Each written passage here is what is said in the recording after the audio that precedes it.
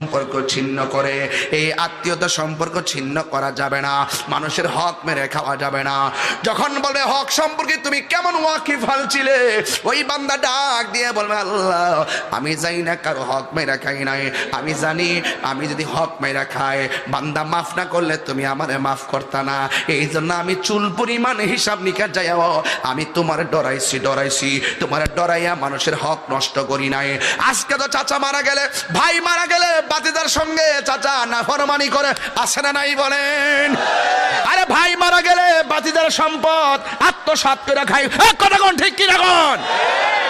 গামলা বইরা খা, ইচ্ছা মতো খা, কিন্তু হাসনের ময়দানে জুতার বাড়ি রেডি আছে, এমন ফিডাইব। আল্লাহ রাব্বুল আলামিনের হাবিব বলতেছেন আল্লাহ সব মাফ করে দিল, বান্দার হক যারা মাইরা খা আমার আল্লাহ তাদেরকে মাফ করবে না রে, তাদেরকে মাফ করবে না। বন্ধুগণ কি ভাষায় ওয়াজ করব?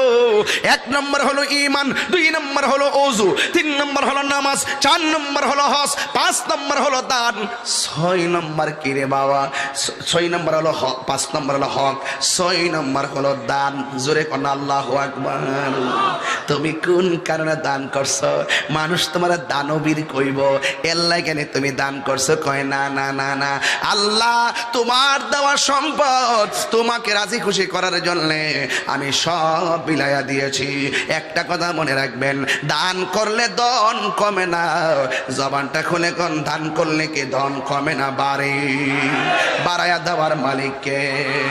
এই জন্য বাড়াইয়া দেওয়ার মালিক হলো আমার আল্লাহ। ও যুবকের দল, পায়ের মধ্যে হাত দিয়ে বলে দিয়ে যায়, একটা কথা মনে রাখবেন, আল্লাহর দেওয়া সম্পদ নবীর মহব্বতে আল্লাহর রাস্তায় দান করবেন, এতে আপনি হিমশিম খাবেন না।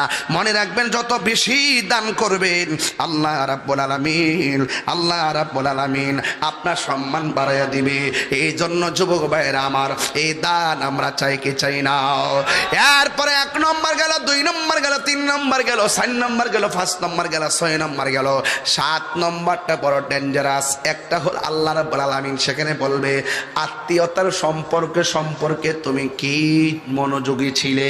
একটা কথা মনে রাখবেন, লা ইয়াদখুলুল জান্নাতা কাতিউন।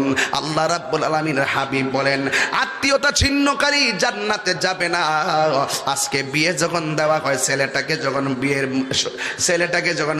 মেয়েটাকে যখন বিয়ে দেওয়া হয়, ছেলের পক্ষ থেকে বলা হয় ইফতারি যদি না দাও তোমার লগে সংসার নাই। ইফতারি লইয়া বহুত ঝামেলা সমাজ আছে না নাই? রোজার মধ্যে 500 প্রকার ইফতারি না দিলে কি প্রেসারটা করে, এটারে সূত্র ধইরা বহুত